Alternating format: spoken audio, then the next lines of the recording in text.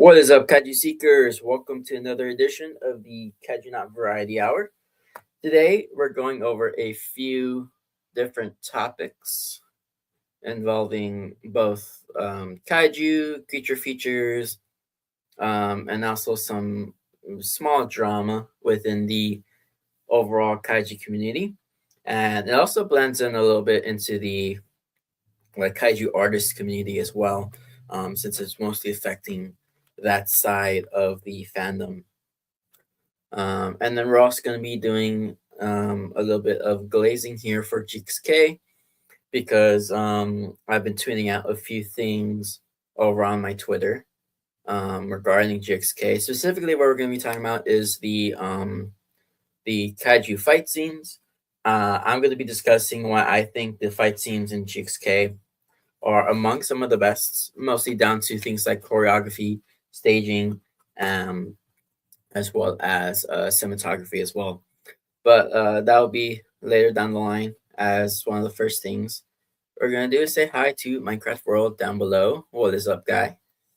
Let me know if you're free to hop on if you want, because I might open the floor a little bit once I do my own discussion here when we're covering the all the stuff going on. I might as well just post it in the Discord if anyone wants to join right now. But yeah, and then I think the last thing on the list there is we're going to talk about the new movie Hungry, which is I don't think it has anything to do with the actual Hungry Hippos game.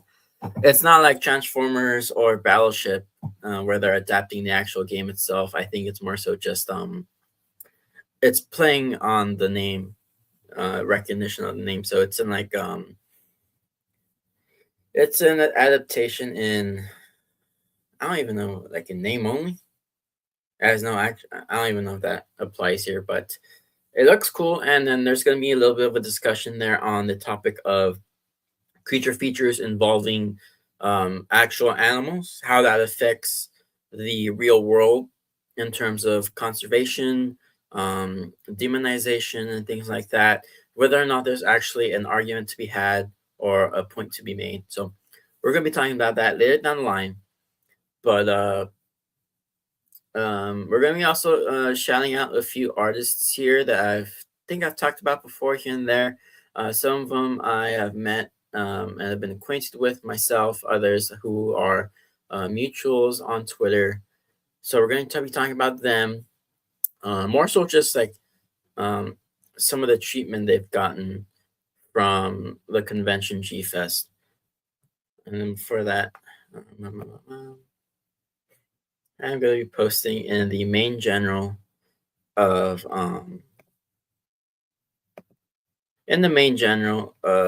the Zim Imperium of Zim server. If anyone wants to talk about the GFest drama, GXK, and killer and movies, boom. So yeah, so we're gonna get into it here. Hopefully, we'll see if anyone wants to join. Leave down below any of your thoughts on any of the topics we're going to be discussing today, and then we'll involve them in the stream here. And then I'm also going to be sharing just a few links here. I'm sharing my referral link for StreamYard if you want to get into streaming, share your passions out there. You can use my referral link to sign up, get $10 discount, and that'll help me out as well. And then on top of that, we also do have my yeah, there you go. We do have my advanced GG code. You can use code Monstro at checkout to save 10% on your order there. You can get awesome flavors, awesome shakers as well, and that'll all help me as well. They have a few new drops they had a little bit ago, so check those out using the link here. I also should have it posted down below as well in a second. But yeah, there's that. So again, let me know what you guys think down below. But to get started, I'll just go over to what I found, um, how I found out all about this. Now, I've known about the G Fest drama for a while. It's nothing new, but there is just some new activity going on recently in the last 2 days. And essentially, G Fest, the convention, is a well known convention. Some would say the convention for Godzilla and stuff like that. And when it comes to G Fest, it's just like so well known. But it's been around for a long while too, because um, let me see if I can look up when exactly Fest. G Fest. G Fest. Let's look at the Wikipedia. Annual convention devoted to Godzilla film franchise and other kaiju. Let's see here. It was founded in 1994 by J.D. Lees, publisher of G-Fan magazine, the G-Fan website, and the late John Rocco Roberto. And so, yeah, it's been around for a long time. I would say maybe a little under or over 30 years now. So, yeah, it's been around for a long while. But in recent years, it's recently implemented a ban on the artist alley, specifically with fan art and things like that. And we're actually now just going to be dropping by or letting in a guest here. Boom. Hey, Minecraft, how's it going? Hi. Sorry, I'm also talking in the Discord at the same time, so yeah. Oh, yeah, that should be no problem. You sound all good. But how have you been?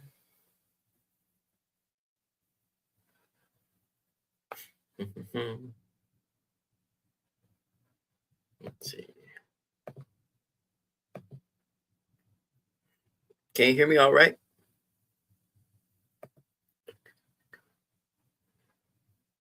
I don't know if it's just a me thing. I can't hear him if he's saying anything.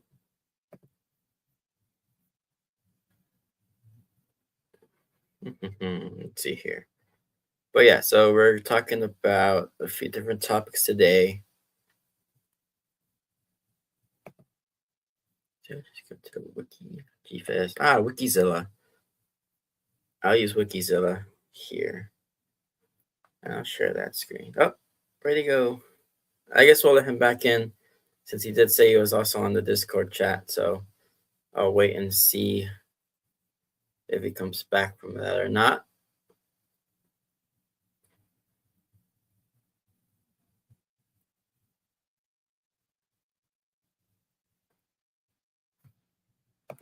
Hello again. Sorry about that. Uh, Internet is being weird, Ah, so I see. yeah, it's annoying. But yeah, no, I'm doing all right. Awesome. Has anything new happened since last we spoke or had a podcast appearance? No, no. Aside from preparing for move out, finding jobs and shit, nothing Mm-hmm. really of note. So, Yep, that's just real life stuff there. It happens. yeah. All right. So, do you have any initial thoughts on any of the topics that I mentioned we were covering today? Since actually, yes, since you mentioned the G Fest drama, I'd like to comment on that real quick. So why the shit are you bringing in Godzilla artists? Yeah. Like Let's see. Matt Frank objectively does fan art on top of official work, Mm-hmm. alongside several other people. Yeah. And like I said, everyone knows like the long history of G Fest. I mean, the name itself is like a play on the name Godzilla, of course. Um, Yeah, so like I'm it just owes a lot of its success to Godzilla and the artist community. yeah.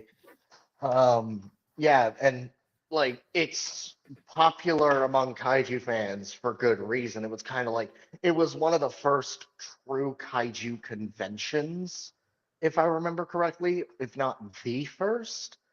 But like it definitely has its place in history. And G Fest objectively relies on fan art and fan selling. Like this is not new. Yeah, they have a brand of Mm-hmm. their own, but it's like Yeah. crap.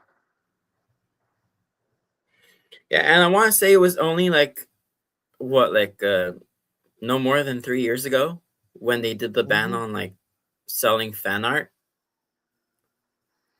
And I Hmm. know there's like a lot of drama back then when that happened, and it sort of resurfaces like every year since then whenever we get close, or it starts coming up. But recently, there's been a few artists who have been um, at the poor end of receiving stuff from. I don't know who runs like the accounts for the Twitters or the Instagrams. I don't know if it's like a specific person or a team, but I first got word of it recently from Necro Godzilla, who you may know as well on Instagram here or Twitter here. Necro Hmm. Godzilla. They He has a few different accounts, like but this is one for I think his like fan goji side of things. But Yeah, he tweeted out saying that he's now blocked by G Fest, the Twitter account. Um, really. yeah. So I called them out. They said fan artists who sell their work are stealing, and then they tried to gaslight him apparently. Um, and then there's some other screenshots here, but they had a back and forth on Twitter before, and I think it also started with so there's Yeah. this artist on Instagram who I am acquainted with. I've met him before at previous conventions. He goes to different like anime conventions, comic Hmm. conventions, things like that. Yeah. Lensation's here, great artist. Um, Yeah. he asked, "Are prints not now allowed to be sold in Artist Alley?" GFest responds with, "It's not about prints. It's about character licensing. So no, you are still not allowed to steal other people's intellectual property and profit off of it." Um, and then some other So, people are bringing up like uh, some Gen AI yeah, stuff. yeah. So again, a lot of these are official Godzilla artists do that objectively. Like this is not new. Mm-hmm. So why the doubling down now? Yeah. Like, Yeah. was there legal issues with Toho or something? Because this doesn't.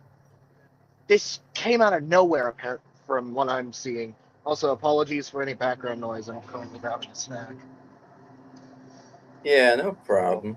But yeah, like I want to say it was kind of out of the blue when it first happened, and then like stuff will always come up again with it. And I think because I think from a legal perspective, sure, it makes sense. But I think there are also some like it's like stuff that's written on paper is not really put into practice. It's a matter of enforcing it. Yeah, But like yeah, you said, there's official Godzilla artists who've worked on official products who have done this very same thing. They sell prints, they sell fan art, and things yeah. like that. So I'm not Like, sure. Like, like I mentioned Matt Frank. The only reason I don't mention mm-hmm, anyone else is because everyone else's names keep slipping. But like, yeah, this is not new, and it's not even just Godzilla. It's like it's Gamera, it's Ultraman, it's original kaiju, it's everyone else, it's MonsterVerse. Like, mm-hmm, why are you doubling down now? Um, yeah, and it's very much like the attitude coming from them because like you're outright calling the fan artists who are the backbone thieves of your and shit. convention, thieves and stuff. Yeah. It's so off, so weird. Yeah. And then like, again, because you saw the response there, and then there's this like completely um off like off rip mask off moment, if you will. Yeah, One here where he says, "Hey, if you don't like it, don't come. Hope that clears things up." And it's like, I. okay, yeah, that's an So attitude to you're go about it. objectively okay with hurting your reputation. All right then. hmm And again, I don't Like, know if this is like someone in the team or who's chocolate chunk representing cookie warmed them. up, So please.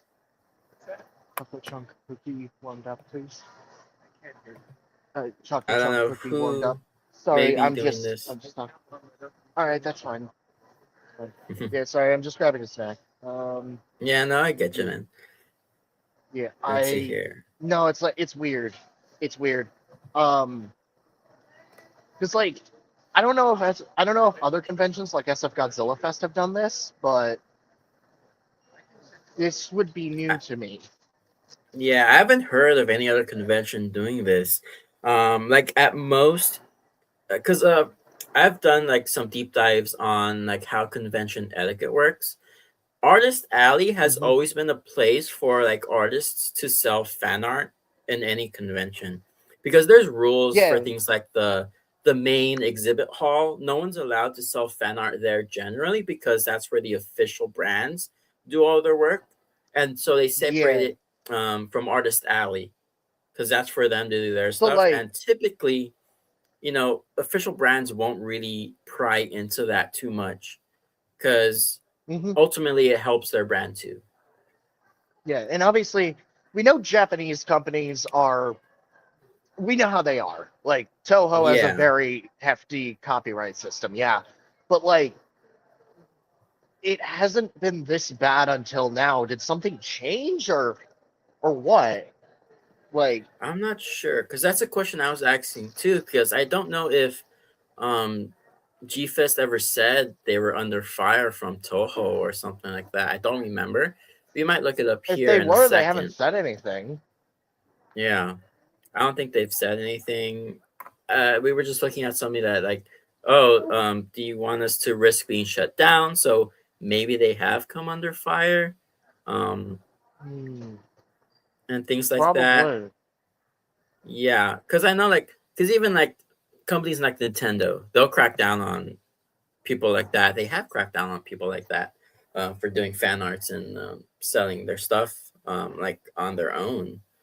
Um, but like I said, there's always been this etiquette of like having the artist alley specifically for that. And Yeah. most companies tend to look the other way because ultimately selling fan art is just another way to promote your brand. Hmm. Um, and then that opens the Yeah. door to where, yeah, you can start selling the stuff that people want because there's a demand for it. Hmm. Yeah. Because Yeah. like, and if this is going to be the case, are we going to expand that to like the dealer's room or? Yeah. Because you've been to G Fest yourself, right? Hmm. Yeah. And I'm Yeah. hoping So to go again this year. Um, yeah. So talk to me. Like, what does it look like there when it comes to the different rooms and stuff like that? I mean, it's like, one sec. It's all generally organized. So it's like, it's structured like a building layout where you have specific boxes or specific sections and corners for different people. You can rent out like a table and shit. And it's all sort of neatly packed. Um, where it's either set up like a building so you can wander through different quote unquote streets. Um, or from what I remember of Artist Alley, it's sort of like a path. So you have like a designated one-way path that you can walk through, one-way or two-way path Mm-hmm. that you can walk through. Um, that's what I remember. So there's that. Yeah, because it's just a thing where like I just wonder what happened behind the scenes because something must have happened. Um, but then like that's one issue. The attitude shown towards the artist, I think, is another.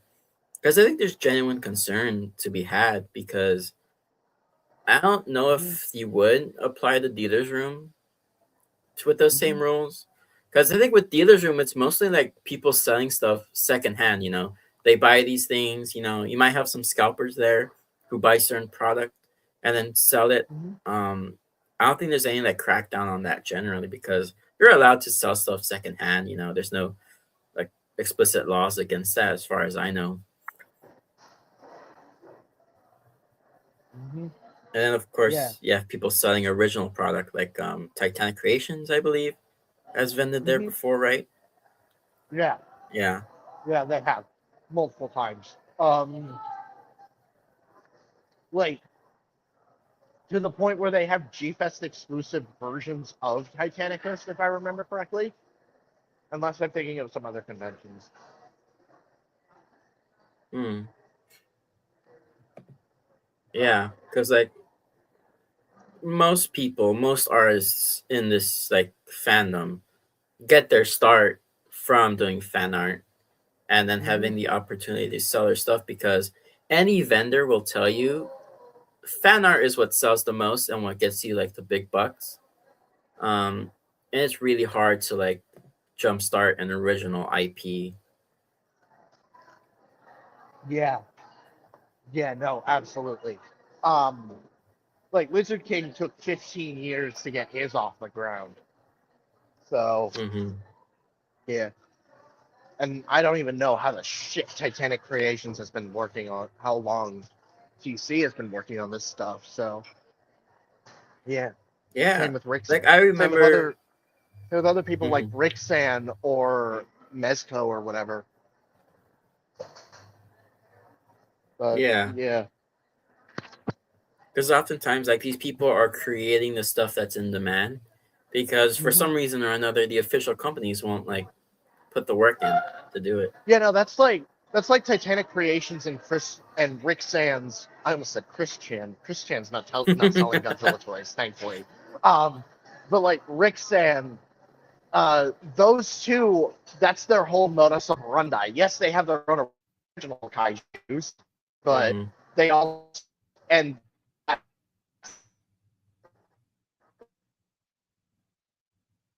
I think you might be cutting out there for a bit. I don't know if it's just me, but yeah, I get what you mean.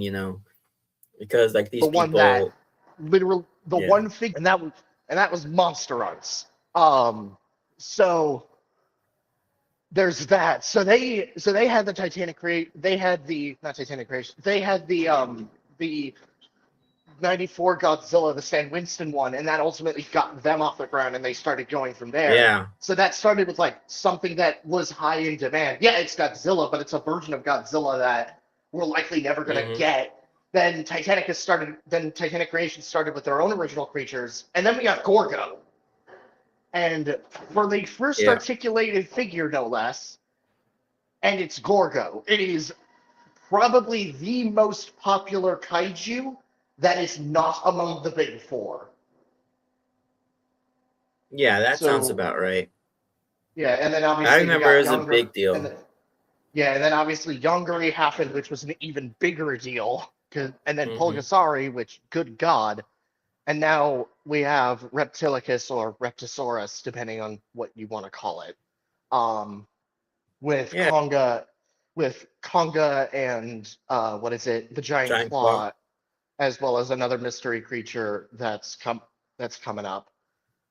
So Yeah, so they're and doing a lot of stuff that like again, like there's little to no official merchandise for this stuff. It's always like yeah, the companies that started from doing fan art, selling fan art, and then became their own thing now have the official capacity to do this stuff. And like taking away their like ability to do that, because like if you and me wanted to like sell stuff or vend at these places, like it would be very hard if we just had our original kaiju. Like we would yeah, need to no, have because some like sort of Because like Mm-hmm. if I were to make figures of like Neas or Gilyu, a lot of people would just say who, or that looks like Yeah. X character. But like if I did something like, because like with Lizard King, he's starting with his own take on Godzilla as well as King Tyrannos. Mm-hmm. So so you have the double whammy of an original monster that looks like Godzilla, i.e., taking the Titanicus strategy, as well as your own unique take on Godzilla. Yeah. But like with fan art, I think there's a lesser degree to that, but it's also like it's weird because that is the easier version of creative freedom. That's still comparable to vending your own original figures. You're taking commissions by making what people ask you to make, what's Mm-hmm. in demand at that point. So like why are you suddenly shutting that down when this has been a practice at multiple occasions and its mentality can be applied to the dealer's room? Yeah. Oh, give me 1 second. Mm-hmm. Curious, is anyone else in the chat?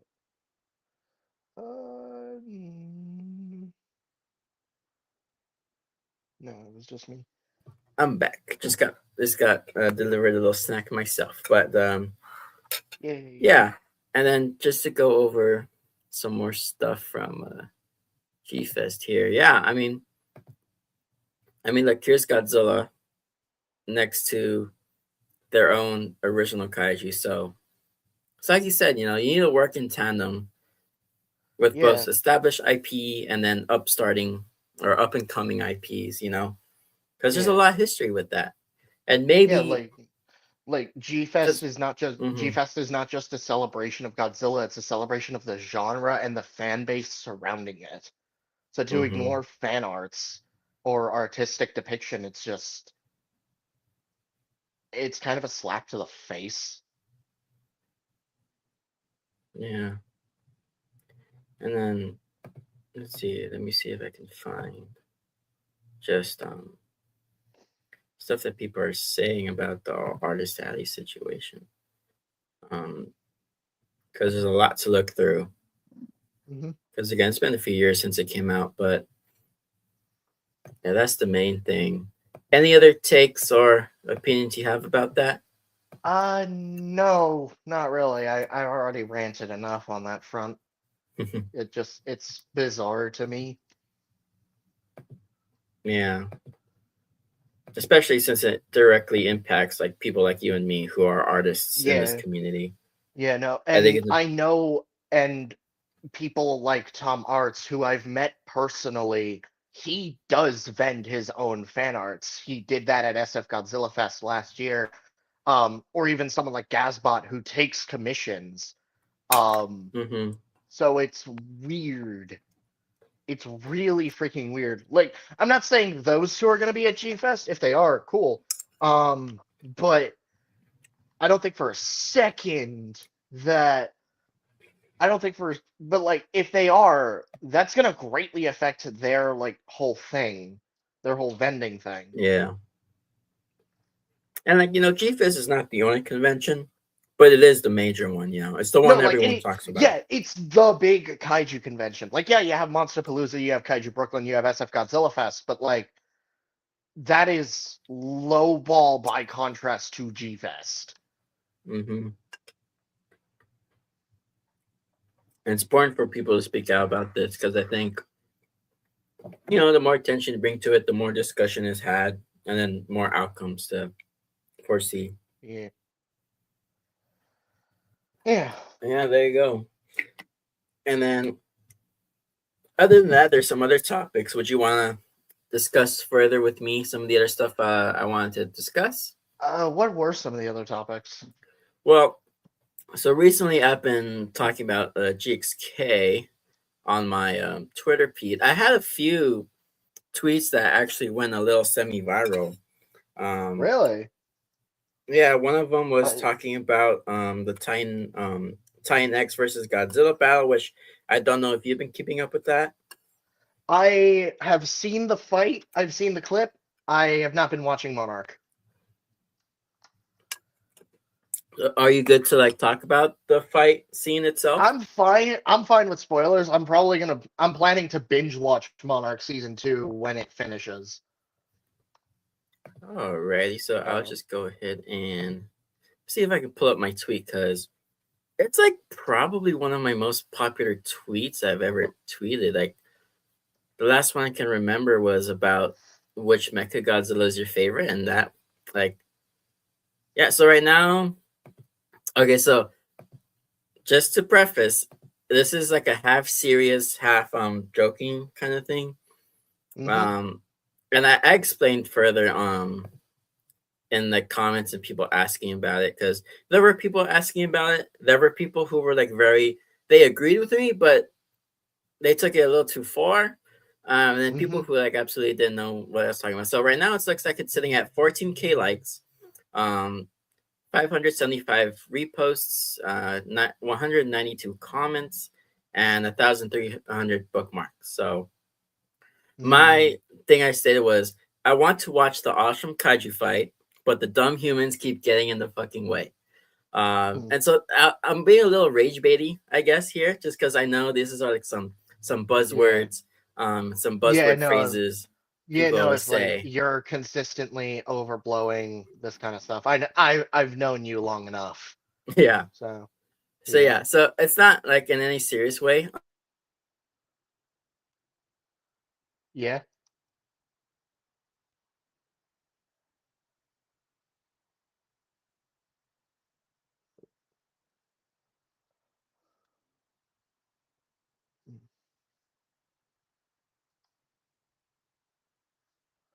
Being a little, I don't know, sarcastic or something like that. But um, and then someone said, same shit happens in King of the Monsters, which is kind of what I'm talking about still. 10% fight, 90% stupid facial expressions from B level actors. Don't 100% agree with some of that stuff there, but I simply responded with, I don't like when this happens.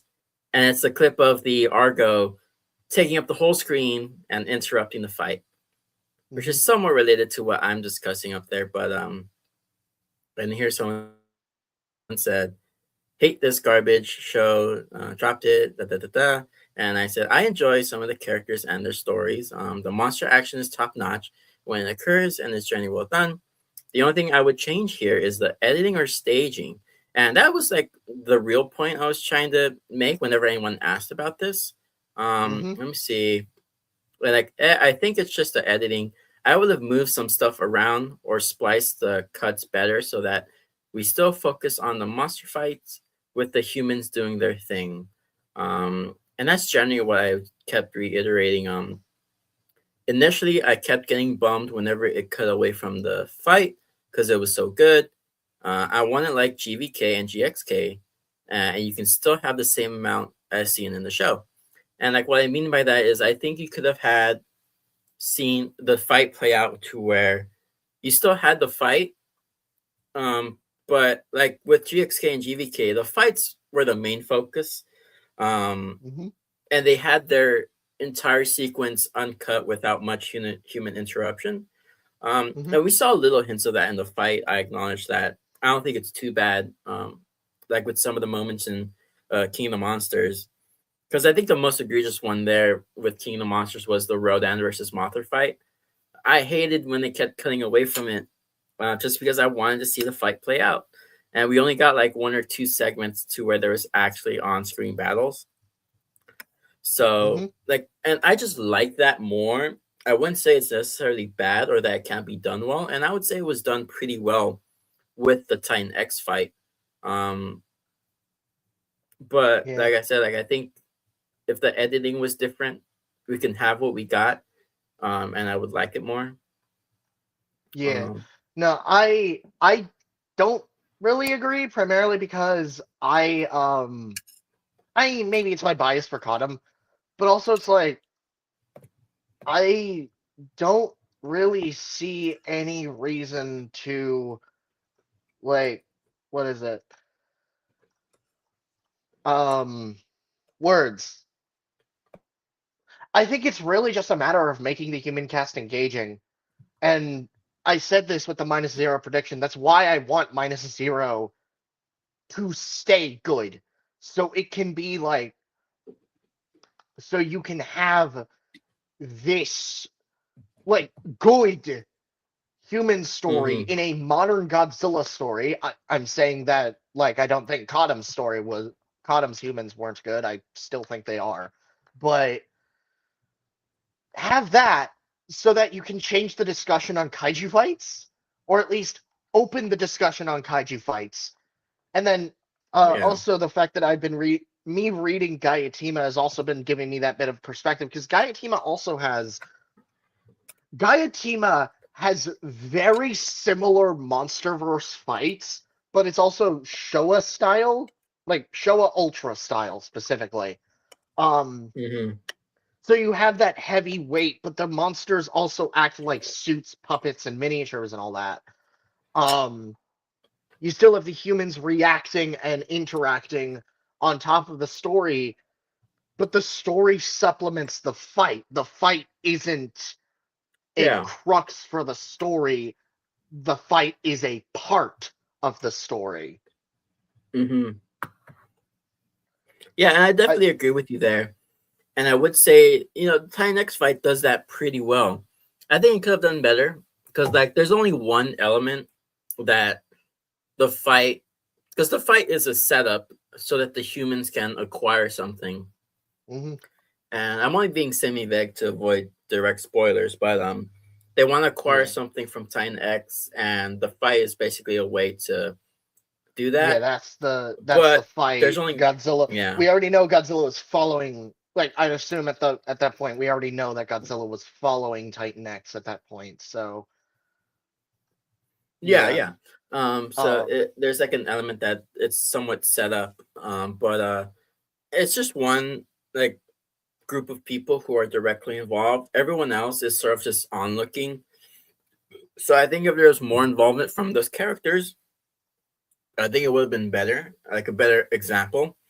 Because like I like shots in Kingdom Monsters where you have like Mark and the soldiers directly underneath the Titans as they're fighting. I like mhm, that. Um, but like I said, I don't like when you have the Argo jet interrupting the fight and takes up the whole screen.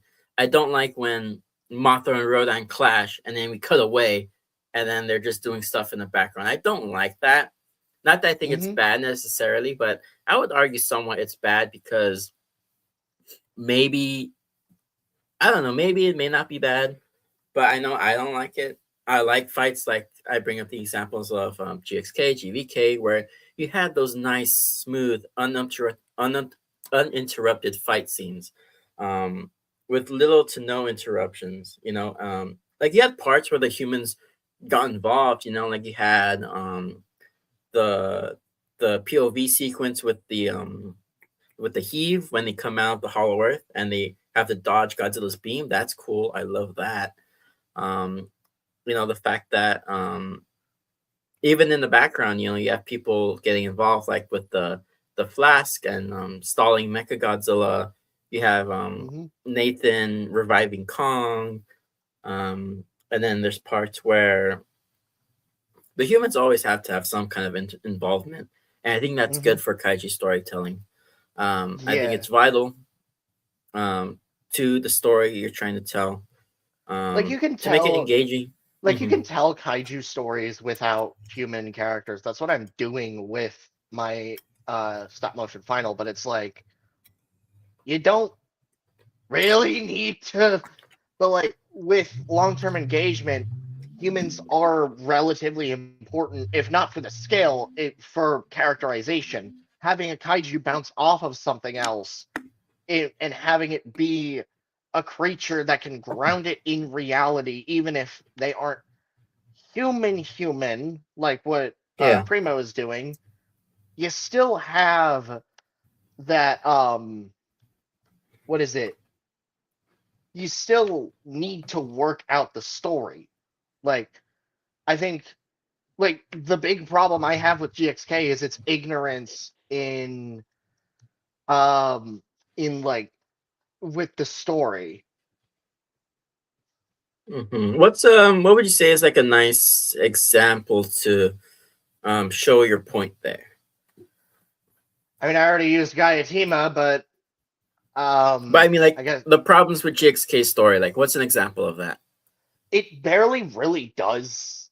Like, it barely like a lot of its characters are generally surface level, and a lot of its story relies. Okay, maybe hmm, words. Work on it. Work with me. Yeah, Maybe I take your time. misworded myself. I need to figure out this point, but I need to work on this point. But like, it's a thing that I know I have issues with.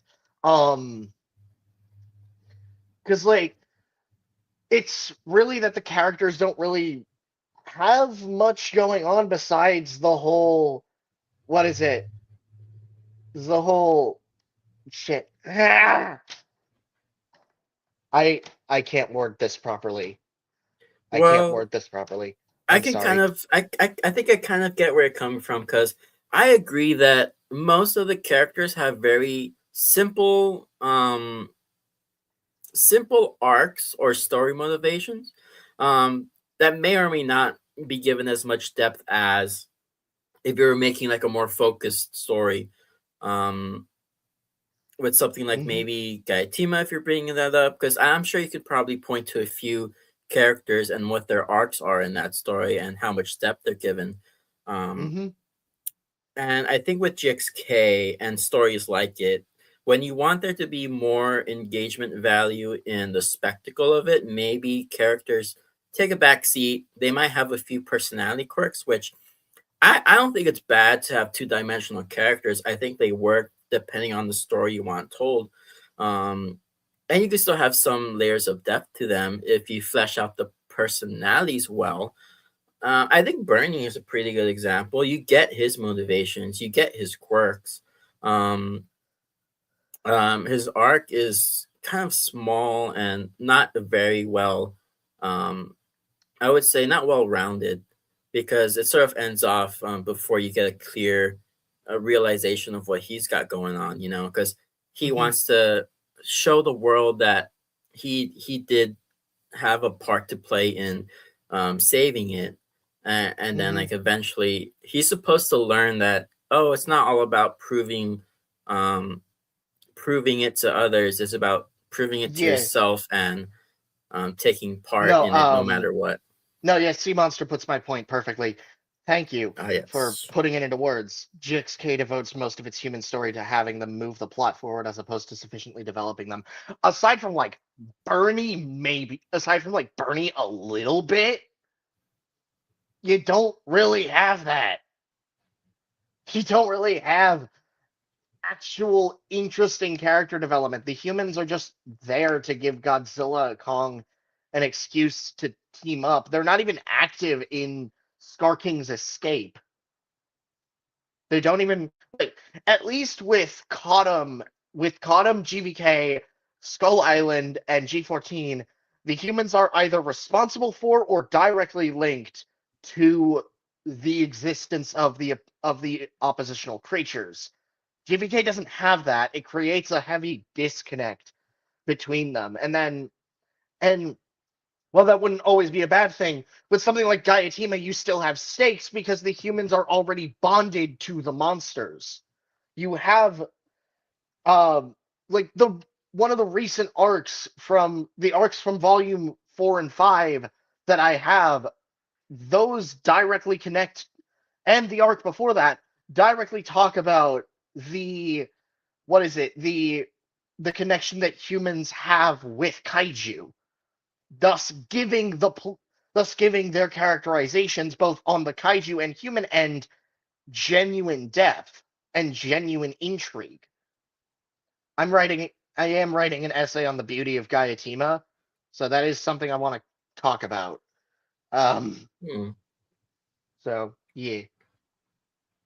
I think I think you definitely do have a point there, but I would say in the case of GXK and maybe with GVK too, uh does it take into account the fact that the kaiju themselves are also characters who they themselves move the plot along? Yes, Gaiatima does. Um, I think GXK's crux is the fact that the kaiju are characters, but then that leads to the other point of them losing a lot of their scale and a lot of their yeah, the interest is with Kong, but he's not.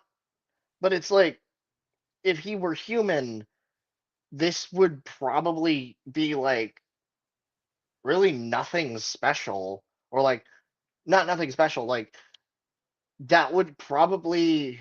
Hmm, I don't know if like Gia was on the journey with him or something else, then you could have that direct link or something. I words again failing me.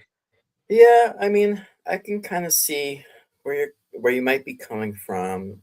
Like based on like what I think you're trying to say, I would think that the link I would say is still there because you have Gia and Kong sharing very similar story arcs, um, which is trying to find their people or somewhere they belong. And like the whole theme is like how far are you gonna go to find where you belong and stuff like that. Mm-hmm. And Kong and Gia both go on this journey to where they're Mm-hmm. discovering like the remnants of their people and how to either free them from disaster or dictatorship and stuff like that. But I think with like Kong, I don't think like him not being human holds it back in any sense. I think it's more so just sympathizing with him as his character and his plights. Because I think because again, you can have like stories of animals and non-human beings, and still sympathize with them, understand them as characters. Um, and I would say JSK does a good job with that with Kong. Like you get where he's coming from, you get his motivations. Um, you also get how he affects others in the story, like with Tsuko. Like his whole journey is Mm-hmm. learning to trust in Kong, because he sees how Kong treats others and sort of learns that he is the one who may free his people, and things like that. Mm-hmm. But I think that's like one of the things with GXK, and like I can understand why the human drama may fault on that because it's more so focusing on the drama with the monsters, and Yeah. in some instances, I think it may lose the scale. But I think this sort of goes beyond just showing the scale now. It's showing them as like living beings living in this Mm-hmm. world. But I think there's still implementations of scale there because like everyone says, oh, these feel like just people now. I don't think that's talking about scale. I think that's talking about the writing and stuff like Mm-hmm. that. Because now, Yeah. yeah, they are kind of like people now. We understand them. There's depth to them. It's kind of like how people were Yeah, but personified, or it's also a delicate balance. You need to like find some bridge in between.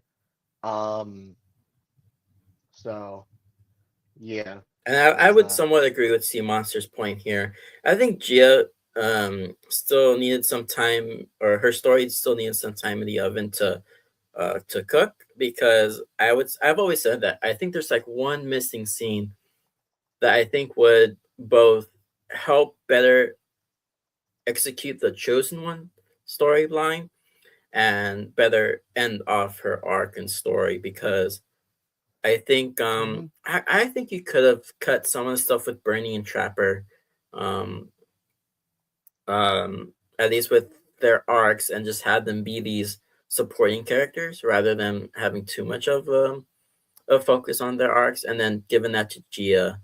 I Mm-hmm. think the seeds are there. There's definitely some executed stuff in the beginning and the middle that's done well. But the Mm-hmm. ending, I think, is a little rushed, so you miss out on some of the depth that could have ended off that storyline.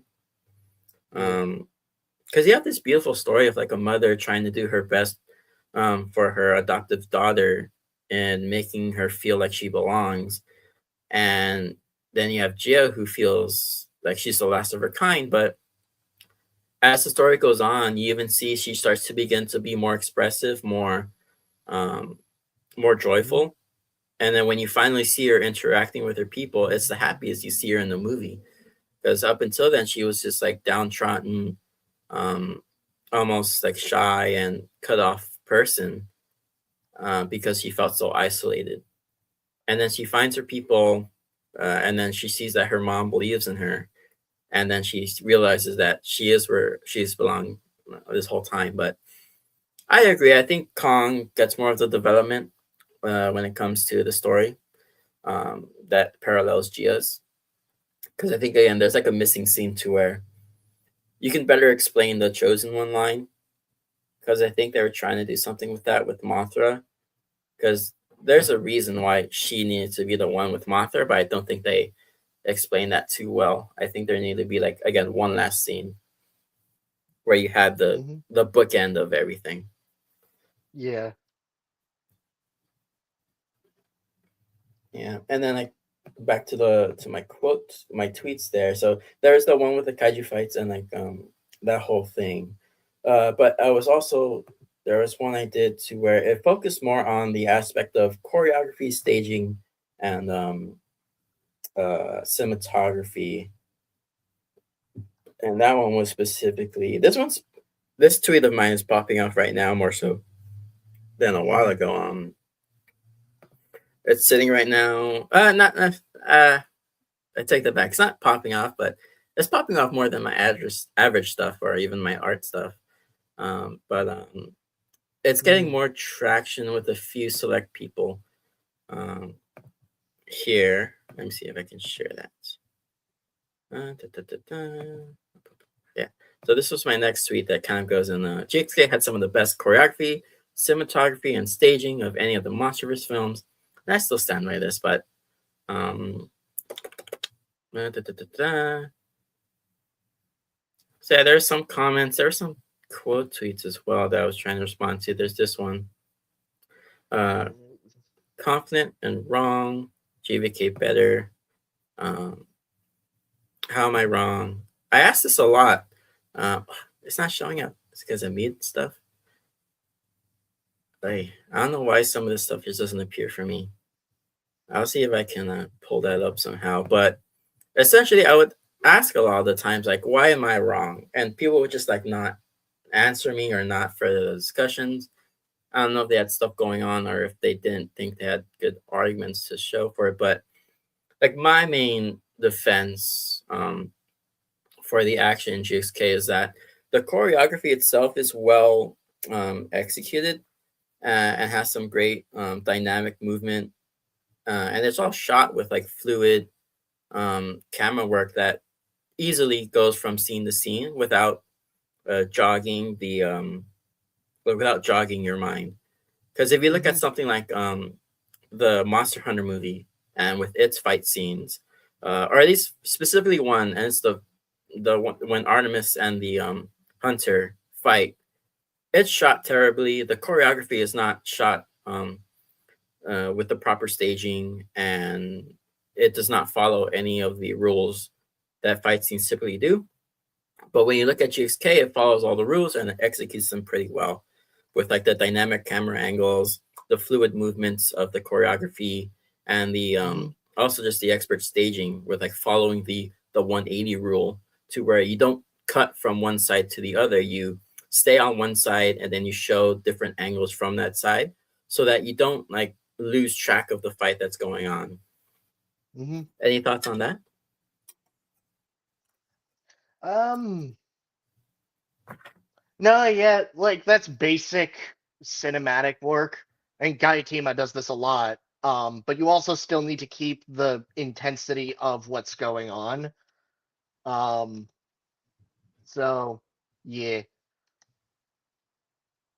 And by intensity, do you mean like what would you mean by story intensity? Or like the stakes intact. I think GXK, I think its biggest problem is that I don't really think you get a good idea for the stakes. Um, outside of like very brief moments.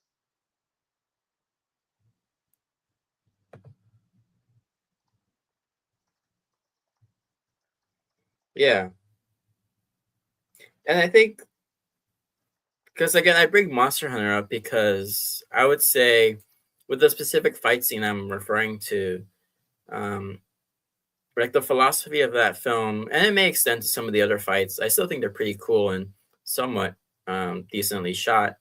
I would say like the fights in GXK are better because they follow a lot of the rules that you do with fight scenes. And on top of that, other than that just being like the basic rules of filmmaking, they execute them in such a brilliant way to where I would somewhat disagree that the stakes aren't that laid out well because you have the basic stakes of Scar King is now on the surface, and with Shimo, he can freeze the world, and he causes a snowstorm in Mhm. Rio, and so now you have the stakes of also freeing Shimo because during the fight you have that excellent like almost keep away game of trying to keep Scar King away from the crystal, so there's a chance to free Shimo and stuff. Mhm. And so they, hey Hoshi, what's up? Welcome to the stream. But yeah, I think Mm, there's like maybe greater stakes, maybe. But I think there's like small stakes um, within the fight to where you can easily follow the story of the fight as it goes along. And given that it's shot well and it's all the things I mentioned, it's like executed well. I think it's among some of the best. yeah. And that was my initial claim. Um. Sorry if I'm not. Sorry if I'm half paying attention. Just. I'm talking on Discord right now. Um. On TechSat or on another voice call? We're just talking about wish lists and artworks and shit on Okay. Discord. Uh, The where is stakes the fall comment? short because the plot leading up to the big battle is broken to the core. Interesting. Uh-oh. Hey, Hoshi, what is up, my man? Guys, how are y'all doing? We're Hey, doing pretty good. we are So, cromulent. what topic are you guys discussing about? GXK. Yeah, right Oh, now we're talking about GXK, specifically regarding the merits and quality of the fight scenes, both in the story being told of the fight scenes, as well as just the basic choreography, staging, cinematography, how well it's shot, um, how well the fight moves are portrayed, things like that. okay. Do you have any Okay, thoughts on the fight scenes of GXK? okay, but before I talk about the topic, have you guys seen like the latest kaiju that I draw on our general? I believe I did. It looks I very interesting. have. Yeah, no, it looks good. Oh, okay. So, what I think of the fights, um, you guys might hate me on this, but I really am not a fan of the fights in GXK, like at all. I feel like they're weightless. They're too short, and I feel like some of them are pretty much pointless, especially the Egypt fight. And I feel like they should have given the Titans way more weight and mass and have actual, impact. Like when Godzilla and Ghidorah fought, you could actually feel the shockwaves of these two clashing with each other, and you feel that sense of oomph to it. You don't get that type of thing, like those types of moments in GXK, or sometimes not even in GVK, which is a pretty big shame in my opinion. Mm, Mm-hmm. What would you say that's like your main issue, like the weight of the characters?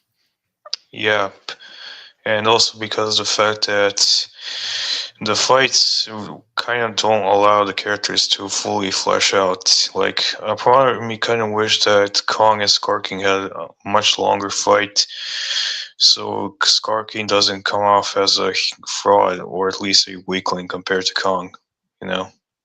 mm, I would say I would typically agree. Like, I think if you had more drawn out fights, that would be pretty cool. I don't think they're bad necessarily for their length because I mean I love the Ion Dragon fight, and that's one of the shorter fights of the series. And I would say it's still like amongst my favorite fight visually, That fight and had stuff. actual weight behind it.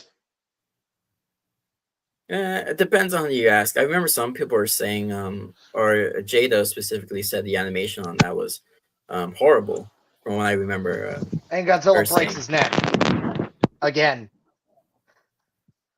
Oh yeah, and the recent ones, I think there's a lot of breaking. But hey, it started with 2014, so it's a tradition. Mhm. Yeah, my issue with the fact is that for me, the Winger films kind of do not like to follow the consistency that the previous films established, i.e., the sense of weight, the kaiju's characterizations, like Godzilla out of nowhere just has to be this aggressive douchebag towards Kong, and the fact that he never was that in the previous two movies, or the fact that Kong just so happens to be this peaceful person, or at least tied to the humans, even though he was only peaceful to the Iwis and to only two people. Maybe it's just me. I am not this uber huge guy who constantly watches every single frame of the film. It's just what I think of Mhm. it in general. I can definitely get that. I would say personally, I can acknowledge that um, the style of the weight and how they're depicted has changed and shifted away from the realism style of it, and I think it's more so going in the direction of a more explicit, semi-realistic style. Because I think there's still definitely some weight to them. Maybe not as much as um, something with a more realistic style might portray. I think it's definitely more in that um, almost cartoonish or campy style of fighting. But Mm. like my only thing is like I personally like that more than what we get with something like 2014 or um, with King of the Monsters because I just enjoy that style more, and I think it executes that style quite well. Um, because like I love stuff like the Ultraman shows, stuff like that. I've been really getting into Ultraman Omega, and when I watch those shows, I get the same feelings I do that I do when I watch GXK and those fights. I think they're shot very well, very dynamic, and you still get a variety of like different low angles, different sound design, and camera movements as well. Like whenever they fight, like the camera itself shakes and rumbles. So I think there's still some elements of scale there, other than just the visuals and setting as well. Michael, do you have anything to say about this? I never already said anything I said. In fact, I am probably just gonna hop off. Okay No then. problemo, man. So If you want, if give your shillings out or final thoughts before you head out.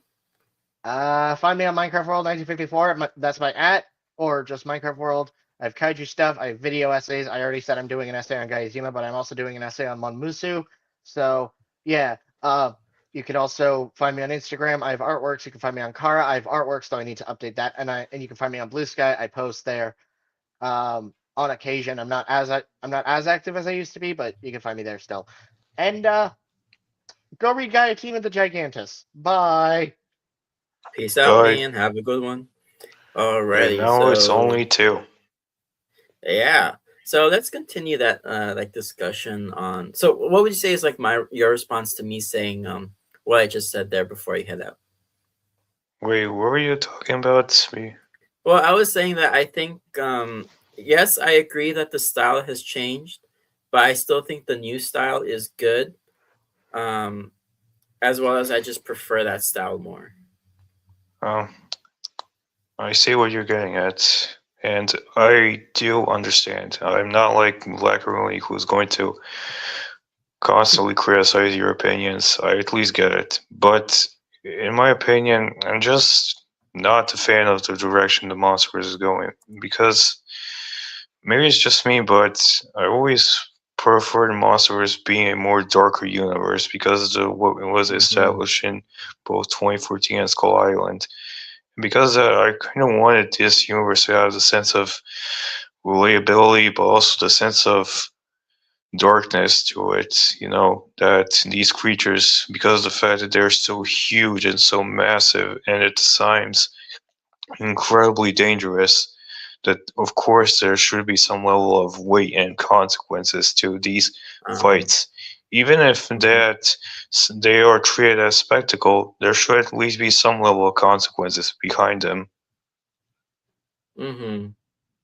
Yeah, I think consequences are one thing that people tend to really emphasize what they want to see from the monsterverse, just because, again, it brings back that more serious, darker element, more grounded, and stuff like that.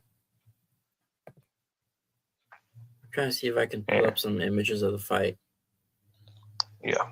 I won't bring up a clip just in case, or maybe I'll just Yeah. Well, on the topic of fights, so maybe since you're like discussing about it, do you like want to discuss about the Egypt fight?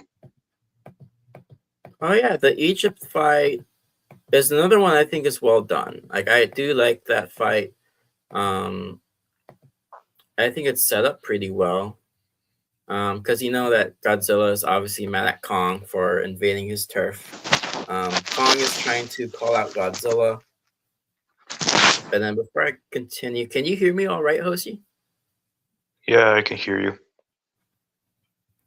All right. It's just I don't know if you're talking, if I just can't hear you sometimes, but yeah, the Egypt tie I think was done really well. I do love it. It's one of my favorites. Um I like how you can easily because again I think it's also like shot well, choreographed well. The staging is easy to read, and I think for those reasons it's just a well done fight.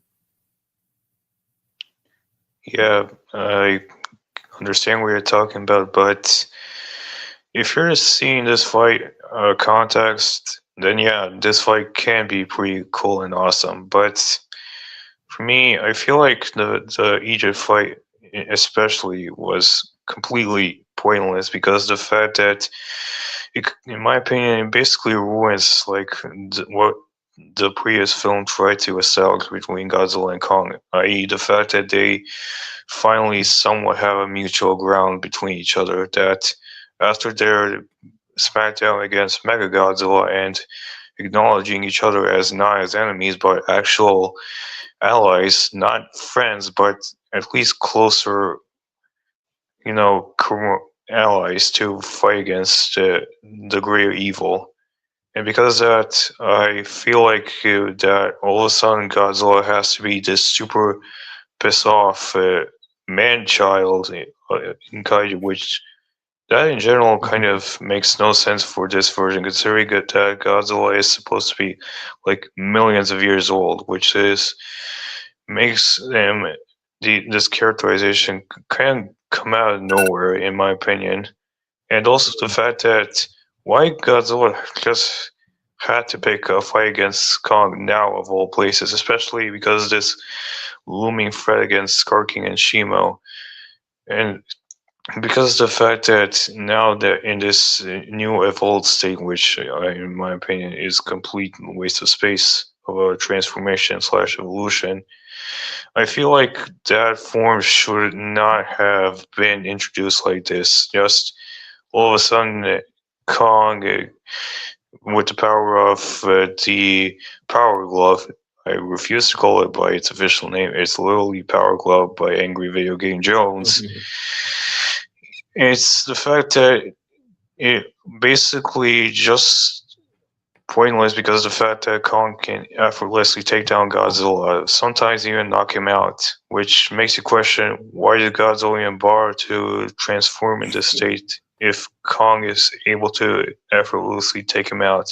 I wouldn't say he beat him, but I would say that it makes this form kind of feel pointless, especially compared to like thermonuclear Godzilla, which, as the Animus put it, that form, even though it's a homage to Burning Godzilla, has way more weight and thematic meaning behind it. Because that transformation, that state that Godzilla was on when he was fighting Ghidorah, it had the meaning behind it.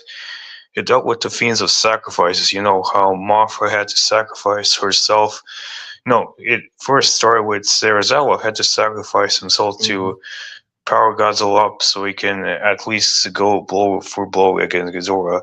When that didn't work out and Ghidorah was giving Godzilla the upper hand, now Mothra had to be the one to become the sacrificial lamb for Godzilla to gain another power up. But then Ghidorah had to also absorb some of Godzilla's energy, like how he tried to siphon his radiation active energy. Then Emma was like the last straw that managed to keep Ghidorah away from Godzilla to fully charge up and basically evolve this state. So that's the burning, or at least the thermonuclear state, has like three sacrifices that it needed to push Godzilla to this breaking point, or at least the state that he needed to beat Ghidorah. And because I feel like the breeding form, in my opinion, not only is it a better transformation for this version of Godzilla, but also on a thematic level, it's a much better written and much more tightly better represented of who Godzilla, or at least monsters Godzilla is supposed to represent, rather than like this pink Super Saiyan Rose knockoff Kaioken wannabe Rose form. Or at least that's what I had to say about it. Mm-hmm. Yeah, and like I guess starting from the beginning, because with the matter of the reason why they fight in Egypt, because like you call back to the ending of GBK, and well, there's been some back and forth between like what Wingard said, both at the time and as well as when GXK was coming out. There was always this notion that they are not allies necessarily or friends at the end of that film with GBK, because you have to remember it sort of ends off with them parting ways. But before that, Godzilla was ready to fight Kong if Kong wanted to. So there is still this tension between them, and it's not until Kong decides to let go of the fight that Godzilla as well acknowledges there's no point to them fighting at the moment, because they already hashed it out. They defeated Mechagodzilla, so they go their separate ways. And then GXK establishes that the truce between them is them staying apart in their own worlds, and that if Kong were to go to the surface, then Godzilla would come for him. So that's the basic establishment, to where they don't like each other still. They still have that beef going on, but there's just this truce to where they're not gonna get involved in each other's territories. And then Kong explicitly goes to the surface and calls Godzilla out, which is what makes him mad, because one, he's breaking the truce, and he may be an additional threat that'll get in the way of his mission to prepare for Scar King and Shimo. So those two reasons are why he goes to fight Kong. And with like the Beast Glove thing, I think the point is that it's as strong or has the same strength level as like Mechagodzilla as an equipment piece. And Kong is able to beat Godzilla, or at least knock him out in that round. But it's like a thing of taking him by surprise, to where he gets a nice uppercut on him and then just goes whammy on Godzilla from that point on. But ultimately, he's still able to bounce back from it and then get the drop on Kong after that. So he would have lost the battle at that point if it kept going. I think it's the same as when Kong used the axe to knock out Godzilla in Hong Kong, and he still bounced back from that. Yeah, if I had to say something before you continue, if they wanted to go completely balls to the walls, they should have Kong have both of the Beast Claws, so that it would have at least given him some kind of decent fight, rather than just having him one of the Beast Claws. Maybe that's a fair point to make. I think 2 Beast Gloves would have been neat. It might have been too much though, like to have him have those 2 gloves plus the axe once he gets it back. I sort of like that he has the one, and everyone likes to bring up that, oh, it's convenient that it's the one hand. I still think and would say that I think the Beast Glove itself is interchangeable, because the way it transforms, I would get the sense that maybe they could apply it to either arm. Because again, it's like a mini transformer at that point, to where it configures into this glove, and I think they could have easily just, or it's possible that it can be interchangeable. But that's like just Okay, speculation on my part. now you can talk about the differences between thermonuclear and evolved, or at least the thematic way about this transformation. So I think the difference is, again, you're right in saying that thermonuclear Godzilla is more of a thematic power up. I think Godzilla Evolved is purely a practical one, because the point of the evolved state is to combat Shimo's power and freezing. Um, because the power levels you see there are due to, um, or like the power itself is basically thermonuclear, but more regulated and under his control. Because the only reason Godzilla didn't die from going thermonuclear is because she was able to, or Mothra was able to instill her energy into Godzilla. At least that's the implication from everything we've talked about, and from what I've read, Mothra had something to do with him not dying. Um, They have a and close bond with essentially, each other. yeah. Um, but yeah, like there's lots of thematic weight to thermonuclear and the stakes of him blowing up. But the point of Evolved is that his body now is in a state to where he can handle the access radiation. Because if you watch the journey with Godzilla from beginning to end, he starts by collecting the energy and then he goes into the energized state. The energized state is like I would say it's on par with thermonuclear, if only just like a little bit um, less than thermonuclear explicitly, because Really? uh, Because I always thought that it was more comparable to his power up when he was ready to fight Ghidorah in Boston. yeah, something like that. Maybe just a little stronger. I think like energized Godzilla can probably beat Ghidorah um, in like a standard fight, but um, yeah, but you still get the general idea that God, because you see that Godzilla is still generating like a lot of heat, similar to Thermo, but not as much and not as intense. And he's doing that to like prepare for both Tiamat and also to get her layer, to where he can get the solar radiation um, to further evolve. And then that you see implemented in the fight, to where he uses the heat to escape Shimo's ice breath and uses the new strength he has to like somewhat push Shimo back and hold her off until he's able to get a good scratch in or two and things like that. So like Evolved is more practical, but Thermo is definitely more thematic. So I would agree with you on that. Yeah. So, do you want to discuss about Shimo and what she's supposed to represent? Shimo herself is more so just well, her main like point of her is that she's this powerful force that is being manipulated to do things against her will, and it sort of plays into the whole dictator dictatorship that Scar King represents, and why he's such a threat, to where he has this powerful being under his control. And like also her basic idea is that she's like the foil or the anti Godzilla, to The where she Bizarro does the Godzilla. freeze. Yeah, something like that. You know, she's this giant lizard that has ice powers, and then you have this giant dinosaur that has like fire powers.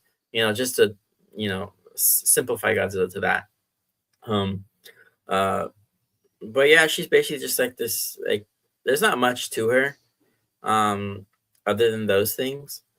But as a character, I think you can easily sympathize for her and root for her to being free, because the whole stake of the fight in the Rio is that they're trying to get the crystal away from Scar King so that she has a chance to um, be free. And another one of my tweets was actually pointing out that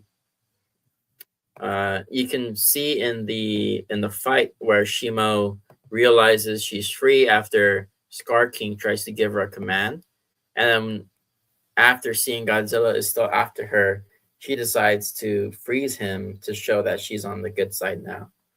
So I think that's another thing the fight do well, or the final battles does well, is because you can see the like the tides of the fight are changing to where you see where one side is winning and then the other side starts to lose. Um, excuse me. So I think the dynamics at play in both like who's winning or losing are pretty well established. Um, to where you have the smaller stakes of the fight, Yeah. shown pretty well. Okay, then. Here's me thing, or at least what I think of about Shimo.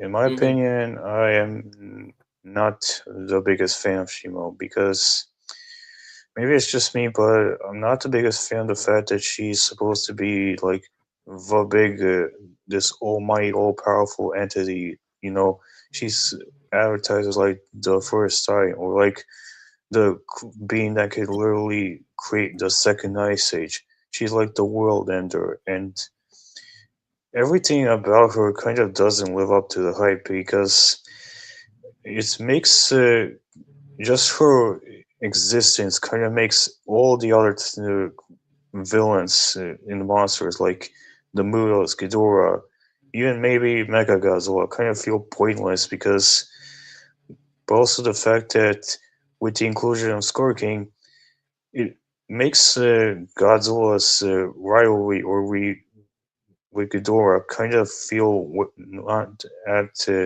impactful because now all of a sudden he had to get help from this Titan that we never heard about up until this movie, and just the idea of Shimo, or at least being that Titan and not any other Titan being there to freeze Ghidorah rather than just a natural thing to happen to a creature when it freezes after thousands of years. It makes this, the fight between Godzilla and Ghidorah kind of sometimes maybe not entirely lose its meaning behind it. But also the fact that maybe it's just me, but I'm really not the biggest fan of Shima all of a sudden becoming buddy buddies with Kong and Suko because I would much rather prefer after the end of the real fight that Shimo went on her own to find her own peace and happiness rather than go back to the very place that made her life a never-ending hell. And all of a sudden, her petting, being allowed to pet by Kong, it kind of makes her feel less like a character of her own and more or less like a animal or at least a pet rather than an actual creature that can actually think and want from herself. And because I feel like Shimo, while can be cool in concept, kind of makes all the other previous events of the monster is kind of pointless, and I feel like her addition to the story kind of makes all the other Titans feel pointless because, and also the fact that she just so happened to just want to stay with Kong and other graves rather than go on her own and finding her own path in life now. Uh, yeah, I can kind of. I get where you're coming from. I personally do really like Shimo. I love her design. I love her character. Um, well, I think the reason she stays with Kong and Zuko and all the other apes is because she can sort of recognize that Kong and Zuko are the ones who set her free, and I think she's like more so understands that it's similar to Zuko and how Zuko sort of gradually learns to trust Kong and be friends with Kong, um, because of the way Kong acted and showed his character throughout the film. And so you can sort of somewhat apply that to Shimo, because she can also realize that they are there to free her, and that they acknowledge that she is free and is like no longer under the control of Scar King, because like the whole reason she froze Scar King was to show that she was on their side again after she realized that the crystal was destroyed because of Kong and Suko. And I think that like having her be petted and stuff like that is just a way of showing that trust between them, because the idea of like say like Titans riding Titans or interacting that way with Titans is nothing that's really new.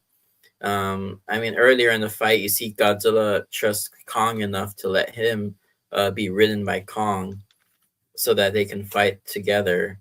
And then I think, I don't think there's anything wrong with having Shimo let Kong ride them back to the lair, because I don't think they're gonna stay in that lair. I'm sure when Supernova comes out, they'll probably be in a new area, either in the subterranean realm or in somewhere else in Hollow Earth.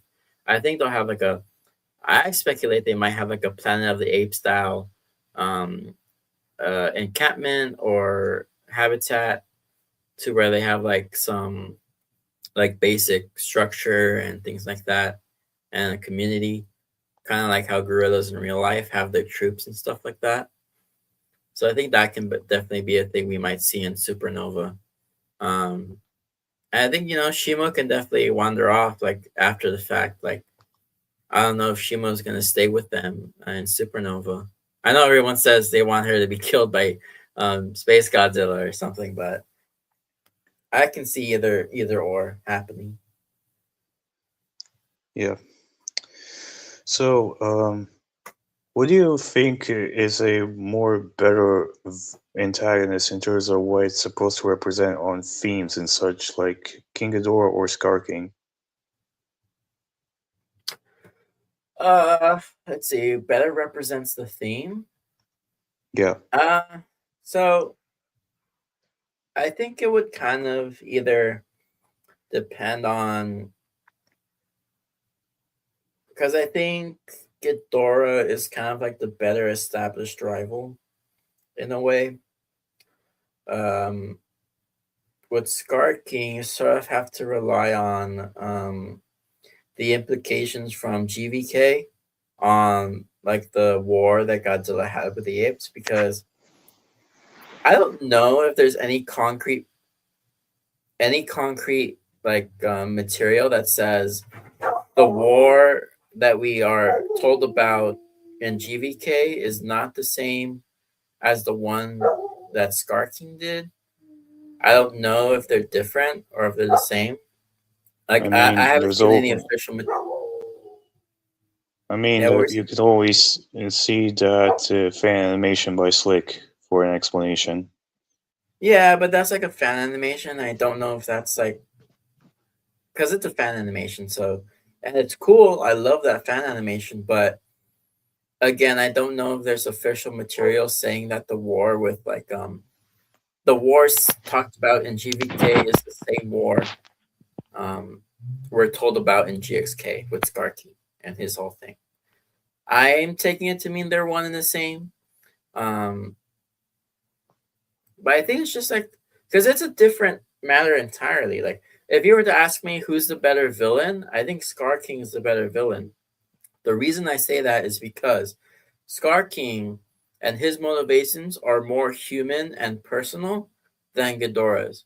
Ghidorah's is just basic animal instinct. Like he just wants the territory for himself, and like his whole thing is more animalistic than Scar King's. Scar King is more human in that you can see the emotion on his face as to how satisfied he is at causing pain onto others.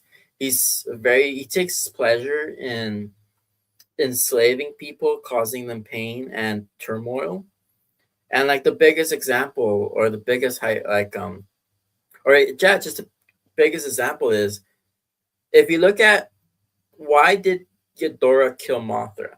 Because she got in the way and sacrificed herself. Why did Scar King kill Zuko's friend? To make Kong angry. And that'll show you just the difference between Ghidorah and Scar King. And I'll just say I like Scar King more, and I think he's better villain for it. The rivalry with Godzilla and Ghidorah is just like territory and stuff like that, and dominance. Yep. Yep. Hey, Vic, I am. If it's okay for you to say, but I'm going to be leaving in a couple of minutes. If that's okay for you. You know, that's totally fine, man. If you want to give your final thoughts and show, feel free to do so. Yep.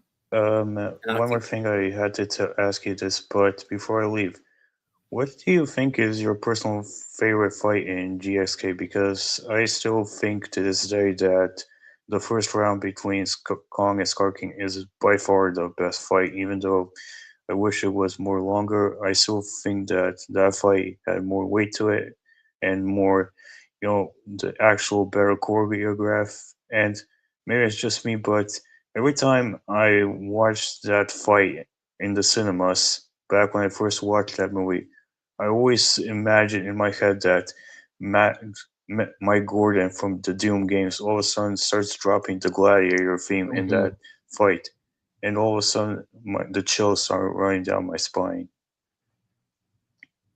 Yeah, I would say like my favorite fight of GXK is definitely I would say definitely the real fight. I really love that segment. That's my favorite.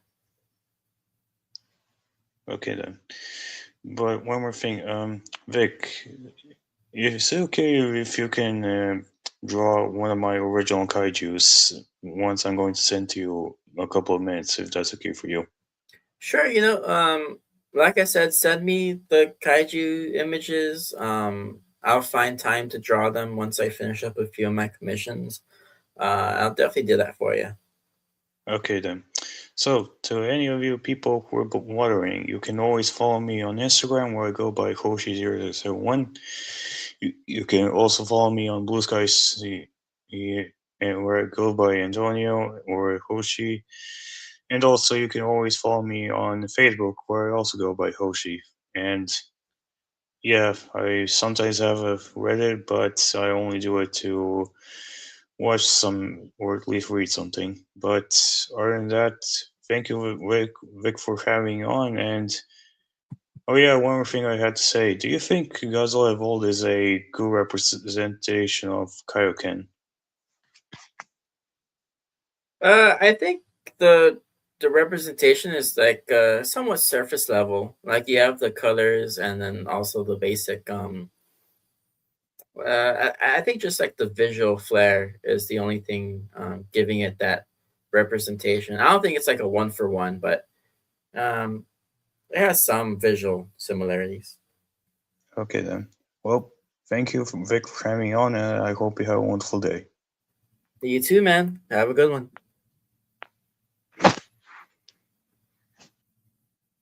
Alrighty, guys, that was Hoshi. Again, check out his stuff. Very cool. You can also find him in the Zim server. So if you want to check out Zimzilla over on his channel, he'll have links there too and stuff. Or message him on all his um, socials. But yeah, so again, so you heard some of my takes regarding the um, GXK fight scenes and why I think they're pretty well done. I guess one point of contention that I can't really back up per se is like the whole feeling the weight and scale of the kaiju. When it comes to that, like I said, I think it's more so just at the sacrifice of the style they were going for, to where it's more dynamic, more energetic, quicker paced, but it's all shot with these fluid camera movements um, that lead from one scene to another, and these amazing takes or cuts, to where it's easy to read and therefore makes it enjoyable to watch on screen. So you're never disoriented. You're never left wondering where the kaiju are in the setting, due to things like the staging and things like that. Because again, it follows the basic rules and it follows them well, and then some. It takes the basic rules and elevates them with like just again, dynamic camera movements, um, well done staging, and awesome choreography, because the choreography itself is top notch. You have these titans throwing each other around, using the environment to their advantage. You have them executing some pretty, like, I don't know what to say, like bombastic, energetic fight moves, like the drop kick, swing from buildings, the whip from Scar King. It's amazing stuff, and like people will say it's bad, but never really give me a reason. They'll give some reasons, but they're not really that valid in my eye. Because again, I could point to any scene and show you how well the camera movements are shooting the action, how well the choreography is read and executed, um, how dynamic and fluid the action goes from one scene to the next, because it's all well done. It's like a true merit of the movie that I would wholeheartedly defend. But before that, we're gonna move on to our next topic and maybe go back to a few things depending on if any new guests come in. But our next point of discussion is gonna be the new Hungry Hippos movie. Although I don't think this is an official Hungry Hippos thing. It's sort of just like a play on the name and referencing the game.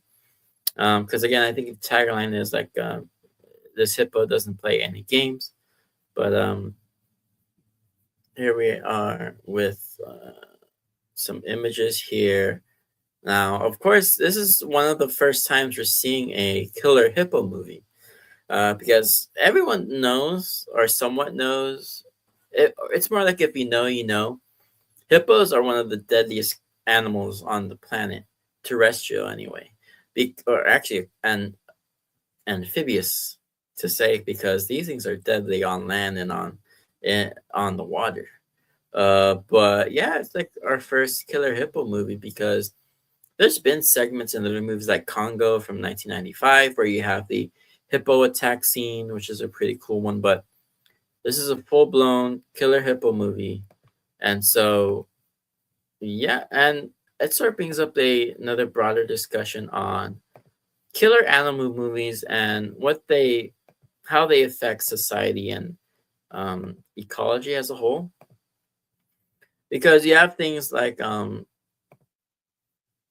animal movies in general, they have this sort of stigma that people like to point out, that they demonize the animals, and then it leads to a setback in conservation efforts and things like that. And everyone likes to point out Jaws. Jaws is the one thing where they'll point to and say, "Oh, this film is what led to the sharks being endangered, the overkilling of sharks, and things like that." And I would definitely agree. There's a probable correlation between shark killings and overfishing and the movie coming out. I would say it's more so true that the public as a whole starts seeing sharks in a more negative light. Um, and maybe that led to less of a focus on the overfishing that already might have been happening. I would have to see like some more data and stuff on that, which maybe we can go through later. But I think my take in general is that having killer animal movies is completely fine. Um, but I think there should still be some due diligence on making sure that the portrayal of the animal is as accurate as it could be. Another recent example that we can talk about is definitely the new Thrash film, which is another killer shark movie, and I had watched that a little bit ago. And I think it's a pretty good film. It's got a lot of cool shark action, but I wouldn't say it demonizes sharks. I would say it takes an aspect of sharks that um it takes an aspect of sharks and it's just um what's the word, exaggerates it to a degree to provide some horror for the movie because it's a horror movie.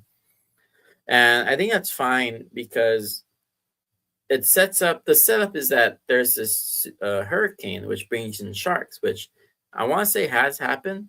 At the very least, having wildlife be um, displaced and stuff like that due to natural disasters is definitely a phenomenon. As well as you have the plot element of the meat truck spilling blood into the water and drawing in all these sharks and causing them to like go onto a frenzy and stuff like that. And that's somewhat true because sharks do react to blood. They are able to smell blood. From it's exaggerated in some movies, but they are able to smell blood. I would say the only thing is like it's mammal blood, and sharks only really react to fish blood, but I would say that doesn't really demonize the sharks. It just sort of sets up a plot element that explains why the sharks are acting that sort of way. And then by the end of the film, you also have like a hero shark moment that saves the character. Not to spoil it or anything, but there's that. And then earlier again, you had the killer whale movie. I think it's just called Killer Whale or something. But people are like, oh, now they're going to demonize orcas. When no, if you watch the trailer, the reason the orca is the villain is because it is a formerly captive orca who is set free for one reason or another. And then, unfortunately, it finds itself in a trapped, I think, atoll with some other characters, and the orca is starving. So now it's stressed out and hungry, so it's going to attack the characters. So that's it's not demonizing saying all killer whales are these bloodthirsty monsters. It's providing you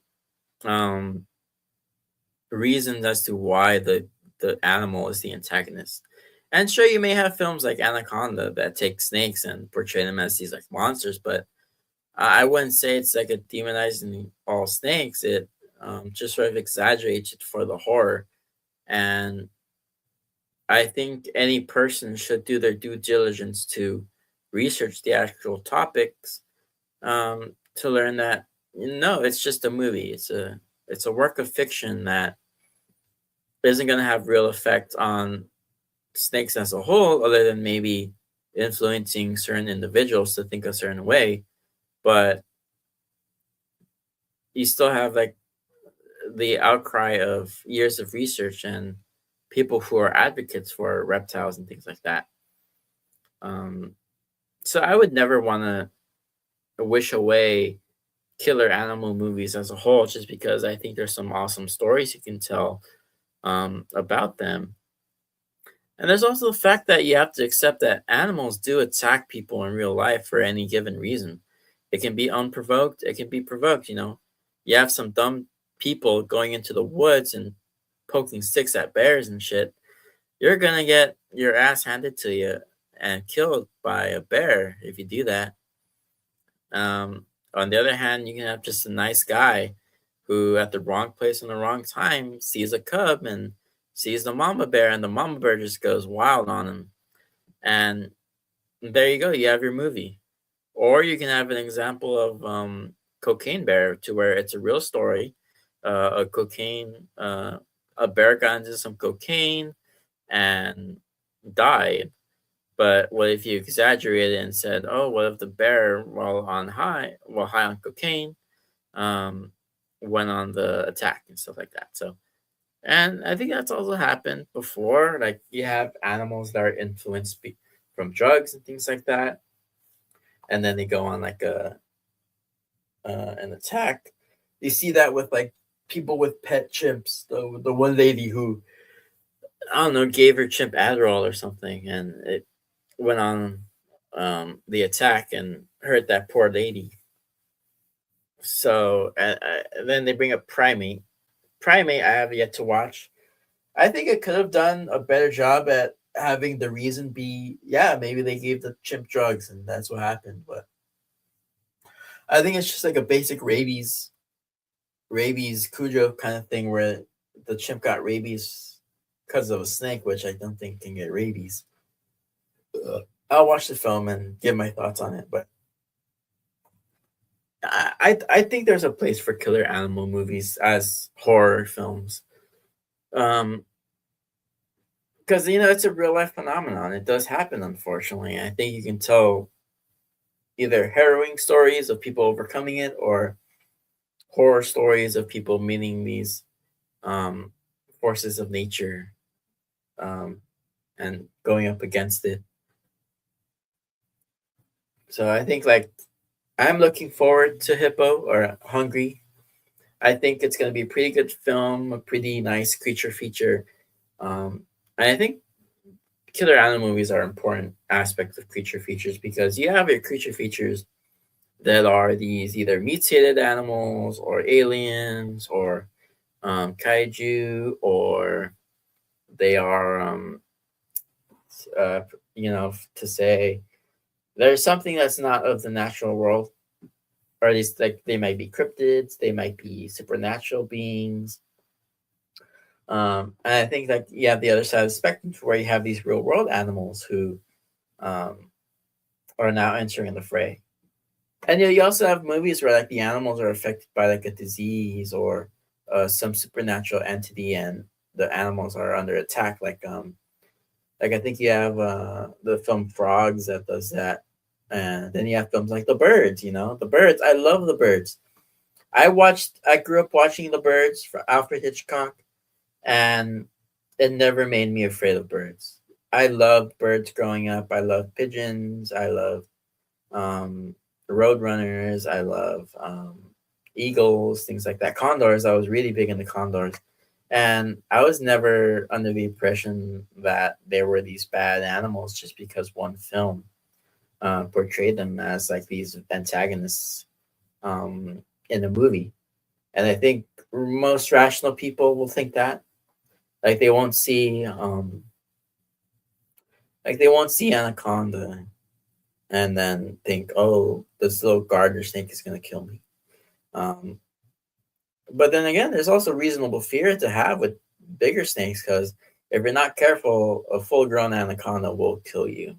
Not because it hates you or wants to eat you or anything, but it may not know its own strength. You might not even be able to handle the strength of an anaconda. I think there was a lady who died because of that, or at least got severely injured in that situation because she was alone with the snake and couldn't get it off her. Yeah, those are some of my basic thoughts. I'm probably gonna also just talk more about my fundraiser, unless anybody else wants to join in, because we're going a little under 2 hours right now. So I'll probably just do some of my own announcements and some shillings as well. First off, I want to also just give an update. We have some funding for my Pocho for Roche's Protector Keshi figure. I drew up some more concepts for the design. I just did the some head turnarounds, or at least like a frontal view, and then like a 3/4 view. So to say, here's the image of the back, and also just details for the chest scar and things like that. Yeah, I also just did the other arm, just have that there. But yeah, again, it is a passion of mine to create Keshi figures of my own original kaiju, and it would mean a lot for anyone to even just sharing the link, sharing all the stuff on my socials. I have multiple links on my videos for it. And you can donate. Any donation goes a long way. If you want to donate $1 just to help the cause, or if you want to share the fundraiser, the GoFundMe with friends and family, would be very much appreciated. I have let's see here. Let's see. Let me go back here. Back to my page.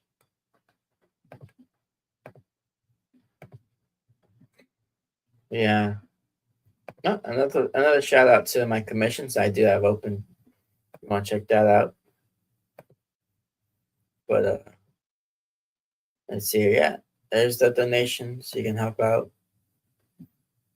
Donates. We have $50 raised already, and then some from other personal donations from me. But yeah, that and stuff.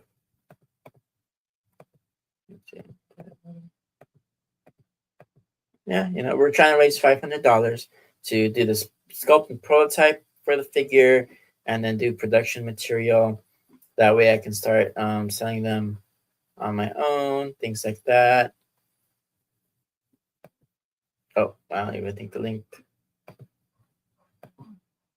But yeah, we're doing that. Yeah, here's some stuff with the actual page here on GoFundMe. You can see, we're trying to raise all the money. So sharing and donating any amount will help. All your support means the world to me. So appreciate you checking that out. And then as on top of that, I do want to announce that I'm gonna be trying to see if I can do a challenge on the Drawcast. And the challenge I want to do is I am going to be drawing every Godzilla monster from Godzilla the series. And just to show off some, because there's a long list of monsters. So let me see, does it show an image? Oh, yeah, I'm going to be drawing all the monsters there. Let me just see if I can find a cool image of all the monsters together. There's a lot of monsters. They have a lot of mutations on that show. But yeah, let's see here.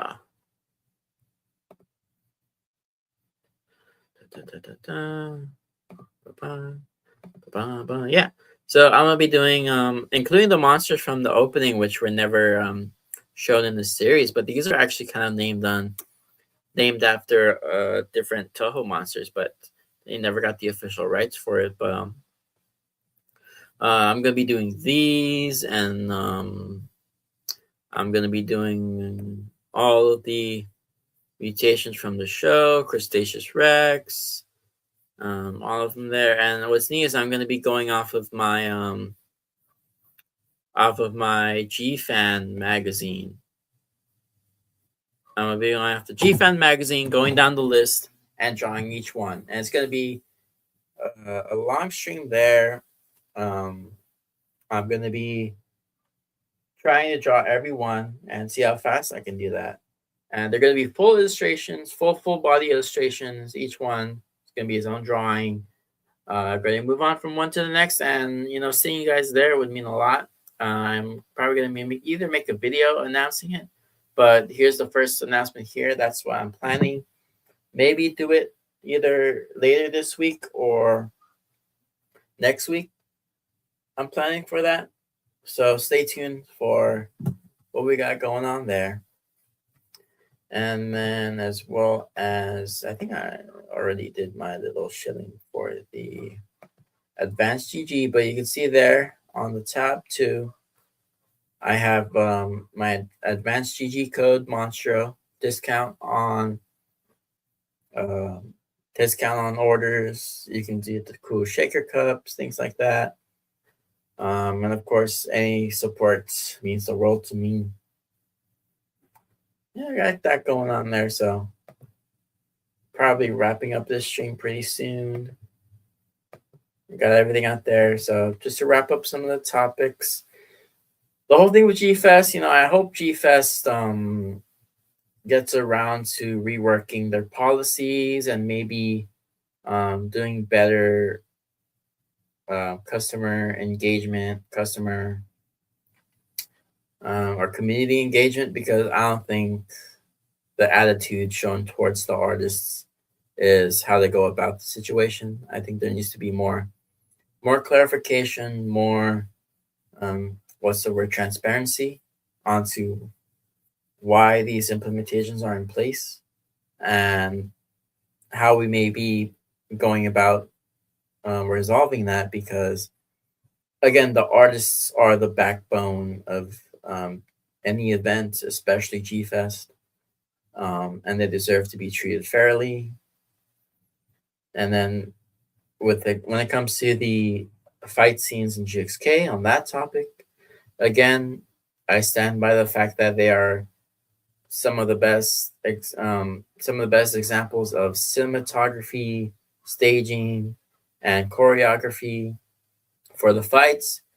It has fluid movements, readable action, and implements the rules of cinematography, both with um, what's the word, like elegance and just just well done filmmaking. And then when it comes to the topic of killer animal movies, I think they deserve a place in the horror genre, in the creature feature genre. They should not be held to a standard to where they may or may not affect the real life animals. I think research should be done both on the ends of the viewers watching it, the audience, as well as the filmmakers, to establish reasons as to why the animals are man killers, man eaters, things like that. And if both those things are done well, then killer animal movies deserve a place in horror cinema. You have the greats like Lake Placid, Anaconda, Arachnophobia. It's just fun, It's fun to take this thing, exaggerate it for horror. And then with that, guys, thank you so much for watching the stream today. Thank you for everyone who joined, both in the chat and in the room here. Amazing discussions. And other than that, guys, thank you again. Without further ado, guys, this has been the Kaijunaut. So long, Kaiju Seekers. Over and out.